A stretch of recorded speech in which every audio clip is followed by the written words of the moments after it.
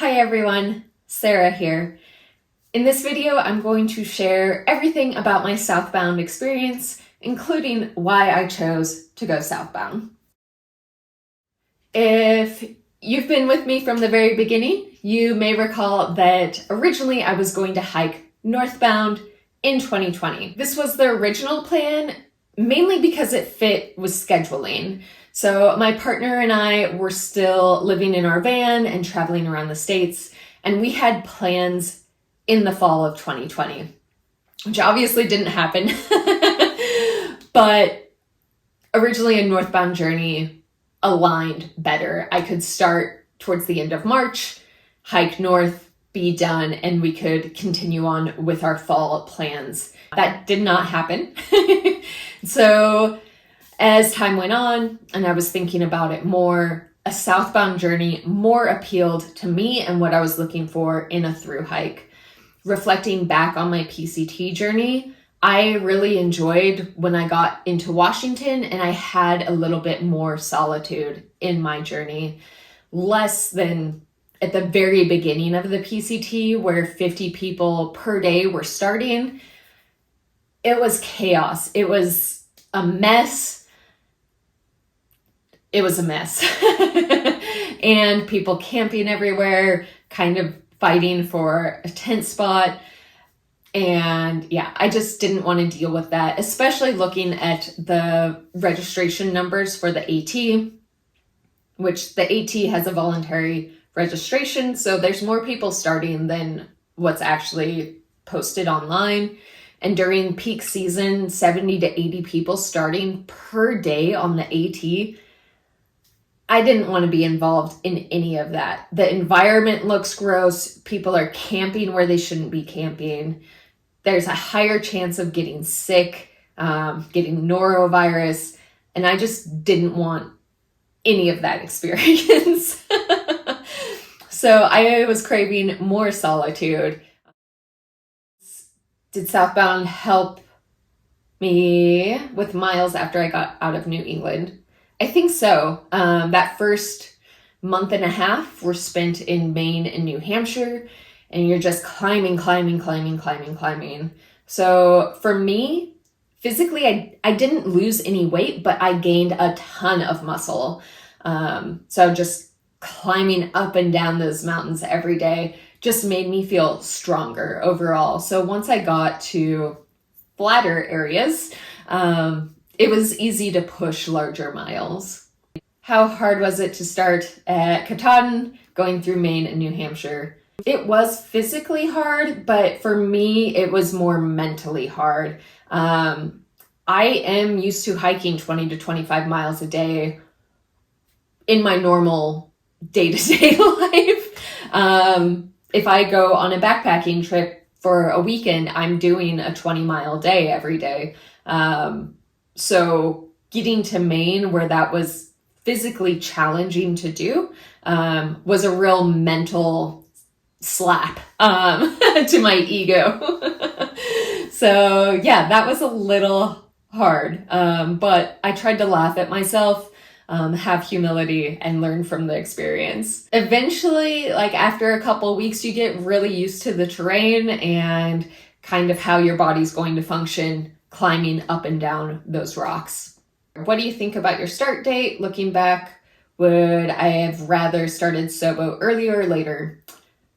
So I started July 7th, and that was a perfectly fine date for me. Had I been able to start a little bit earlier, maybe late June, I probably would have done that just so I could avoid some of the cold weather.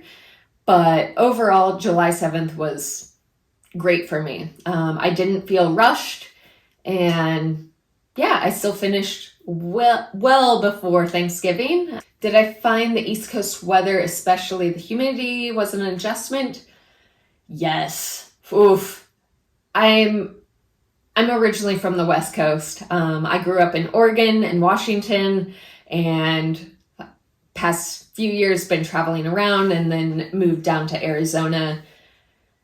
Humidity like the East Coast is not something that I am used to. However, I do practice hot yoga that has a lot of humidity in it, but again, you do an hour-long class. It's nothing like being out there all day, every day.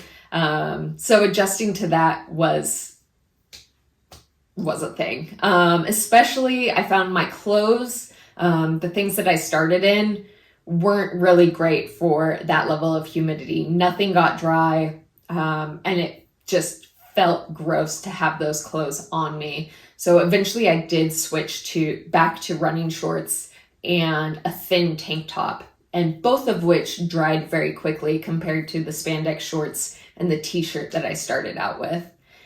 If I were to do it again, I would also bring some sort of bag liner, like a silk or cotton bag liner to sleep in instead of my quilt, just because sleeping directly on my air mattress was disgusting. So that's definitely something to consider, especially if you're going for a comfort pack and not just as light as you can possibly go. I would definitely splurge on a liner or a sheet of some sort. Did I feel my yoga practice helped with the trail? Yeah, I mean, I always feel like my yoga practice helps me with all aspects of life. So of course it would help me with the trail. Yeah, I did yoga well before I did the Pacific Crest Trail, and I've continued my practice. One benefit that I found immediately on my southbound journey was climbing Katahdin. Oh my gosh. I am not a rock climber, and there's a lot of scrambling to climb up Katahdin. I'm a pretty short person. I'm 5'3", and so some of those reaches were very difficult for me. But I had the flexibility and mobility to kind of twist and turn and climb up those rocks. So I think without my yoga practice, I may have not been as comfortable or had the flexibility in order to make some of the maneuvers that I did. I probably still would have been able to climb up, but I found it was much easier since I knew my body that way and knew what I could do with it in order to climb up those rocks. Water was a huge issue because of the drought. Thoughts on water strategy? I guess I'm used to hiking in kind of drier environments, so I roughly know about how much water I consume in an hour or within so many miles and adjust it accordingly. I usually have a liter of water per every 5 miles. This wasn't a great strategy in New Hampshire just because miles were taking longer and it was suddenly hotter and more humid than I guess it normally is. So I probably would have had 1.5 liters, 2 liters for those 5 miles in the Northeast at the time. But I was able to conserve my water and use it when I needed to. I also made sure that I would sit at the stream and drink some water during the drier parts with longer water stretches or waterless stretches. I would drink probably about 1 liter while sitting there filtering, eat something, kind of relax, and then fill up my water bottles and go on. The most water that I carried at a time was 3 liters. So I had my 2 smart water bottles and my 1 liter bladder for my bee-free filter. I felt like 3 liters was fine for me. Again, I know how much water I need and can stretch it out if necessary. But again, this is up to individuals and your pace and what you're comfortable with. In hiking, there's the phrase, you pack your fears. And so if being thirsty is a fear of yours, maybe you're packing more water. I did run into people that were carrying 5 liters of water with them. Personally, I found that unnecessary for myself, but maybe for them, that's what they needed in order to go the next 5, 10, 15 miles. So really get comfortable with your pace, kind of pay attention to how much water you're drinking within so many miles or so many hours, and plan accordingly. If I were to do the AT a second time, would I go SOBO again? haha, I probably wouldn't do the AT again. No, maybe in many, many years.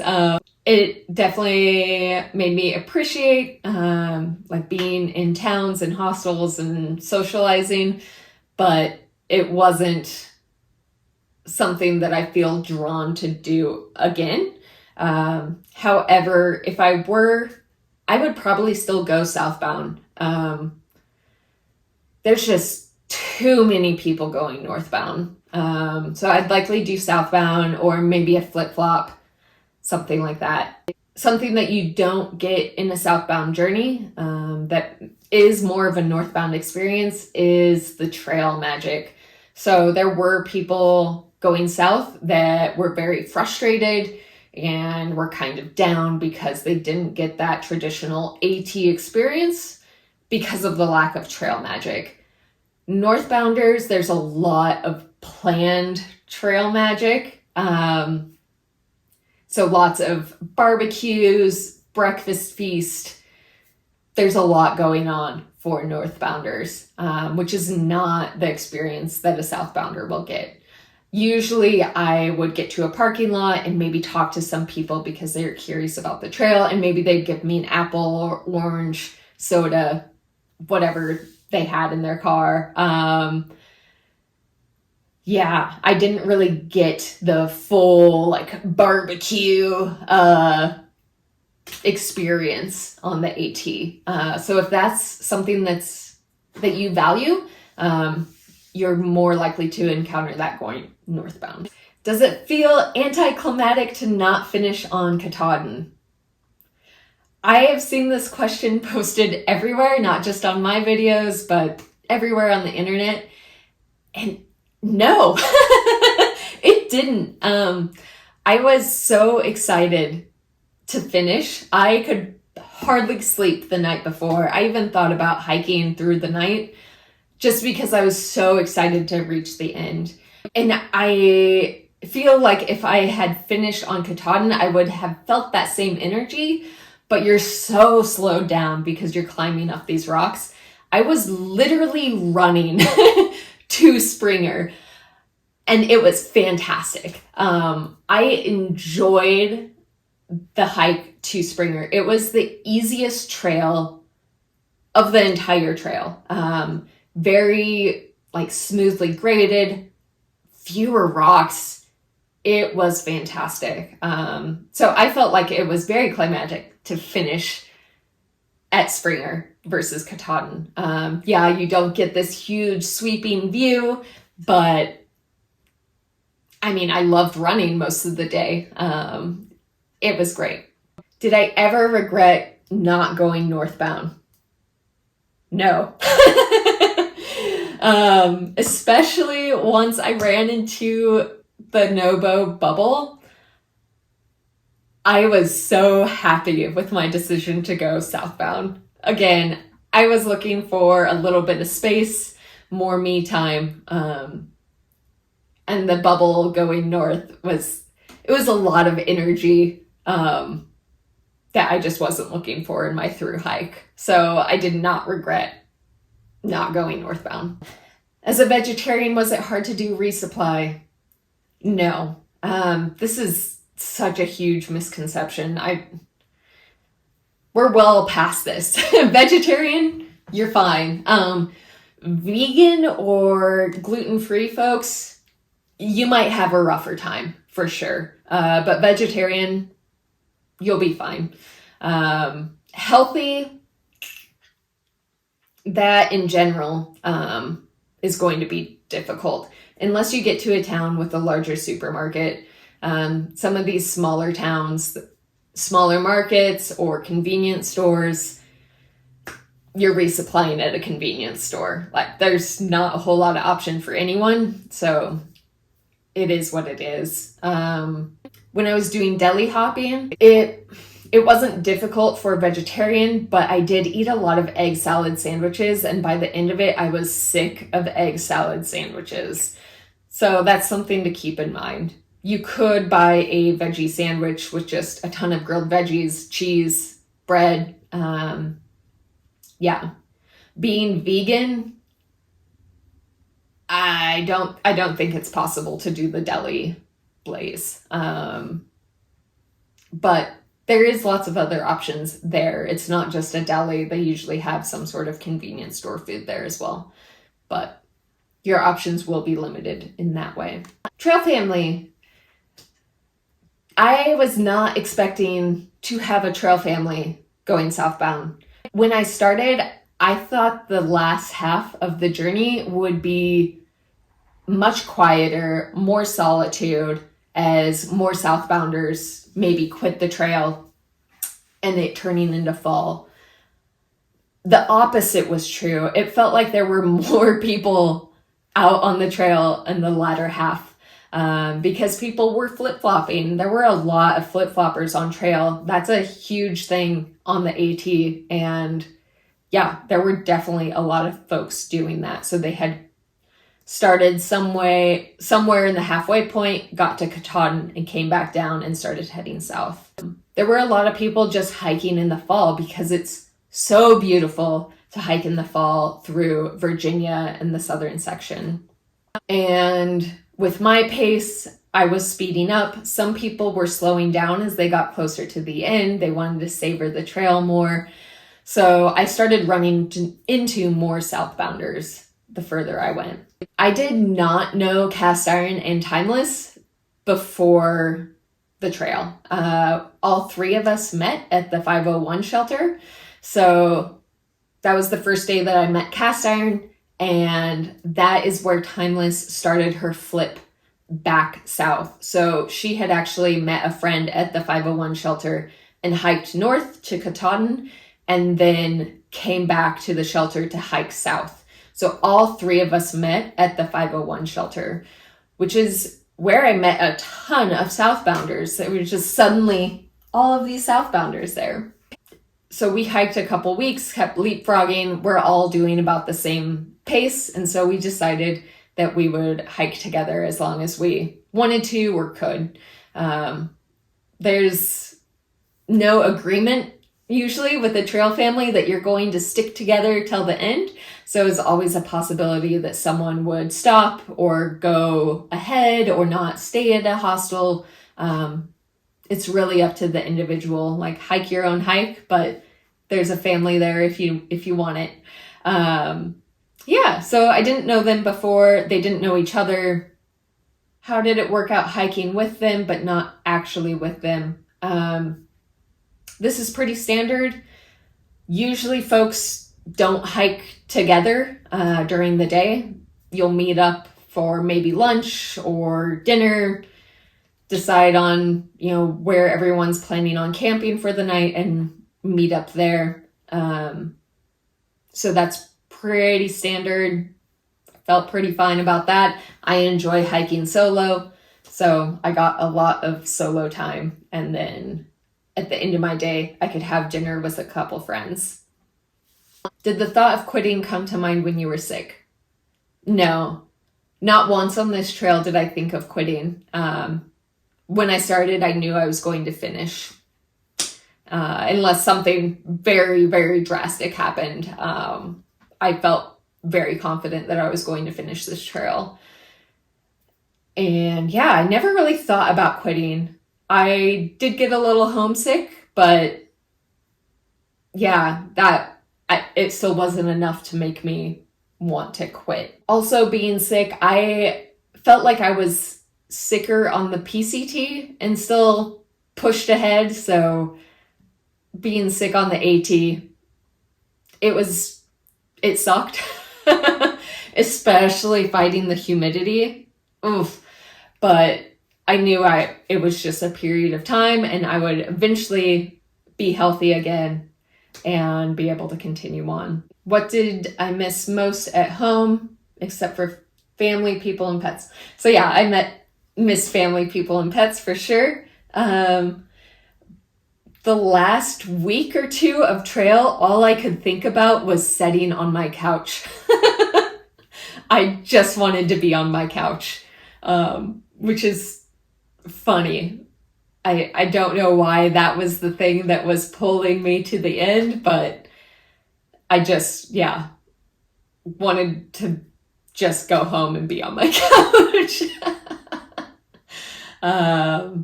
Yeah, I also miss, decent food, cooking. I do enjoy cooking, which I didn't really get to do on the trail a whole lot. Was I really that miserable and unhappy on trail that I seemed on trail? Not really miserable and unhappy. On trail, your emotions are at the polar ends. So you're either extremely low or extremely high. And then there's like this kind of gray middle area that's just like whatever, and you're hiking. There were times that I was very, very happy on trail and times that I was very, very low on trail. I tried to mix it up in my videos, but yeah, I also wanted to share the reality of the trail with y'all. Yeah, trails are very physically demanding, but the hardest part is the mental game. And so when you are going through those low periods, that's when folks may quit. And there's advice out there to not quit on a low day. Don't quit on a bad day. If you're going to quit, be very confident and comfortable with your decision to quit. Don't quit because something's not going your way for that day, because it could change. And maybe, you hike a few more miles and suddenly it's like the best day ever. So I don't think I was miserable and unhappy the entire trail. I felt pretty mediocre about the trail overall, but it was fine. I got what I wanted to out of the experience. Learned some lessons, which is really all you can ask for at the end of the day. So overall, yeah, I'm okay with my through hike experience. Physically, how am I feeling post hike? Now that it's been about a month and a half, I feel great. I feel like I'm back in my normal body. The first 2 or 3 weeks, I was still pretty sore. My knees were hurt. I was very stiff. I tried to go for a run a few days after getting home, and that was a mistake. I've been doing yoga, and now a month and a half later, I feel fine. Have all the feeling in my toes back. My joints are mostly okay. And yeah, my future. There were lots of questions about the CDT, so the Continental Divide Trail. I was contemplating doing the CDT this year versus the AT, and I had decided to do the AT first, mainly because I knew it would be more social and I would have an easier time transitioning back into work. At the end of the PCT, I had spent a lot of time alone and was very, very disconnected. And it was a little rough going back to work after the Pacific Crest Trail. And I know the CDT is a lot more solitude. And I was worried that I wouldn't mentally be ready to step back into work when I needed to. So I chose to do the AT this year. Eventually, I would like to do the CDT and finish up some sections of the PCT and call my Triple Crown done. But I do have a house and a partner and dogs, so I need to work. And I'm going to work for, I don't know how many months or years or whatever it is, before I feel comfortable enough to do the CDT. So it's in my future, but I can't say when at this time. So someday, the future. Other hikes, I don't know. I do weekend things. I probably won't record them all. Yeah, I do have the Arizona Trail right out the back door, kind of. And I've sectioned some of that. It would be nice to do a full through hike of it at some point, but like I said, I do have work, and taking a month off as soon as I got back from a through hike to go do another through hike isn't in the cards at the moment. So I might do some more sections. I might do some other things this year. Not sure. No concrete plans yet. And that is everything about my southbound experience and a little bit about my future plans. Yeah, this is probably the last video. Unless I think of something else, or if y'all can think of anything and comment below. Yeah, we'll see. If I do a larger hike, I will try to vlog and post it here. But yeah, until then, thanks everyone for your support and have a wonderful 2023. Good luck to you future AT thru hikers. I hope these videos helped. And yeah, thanks all.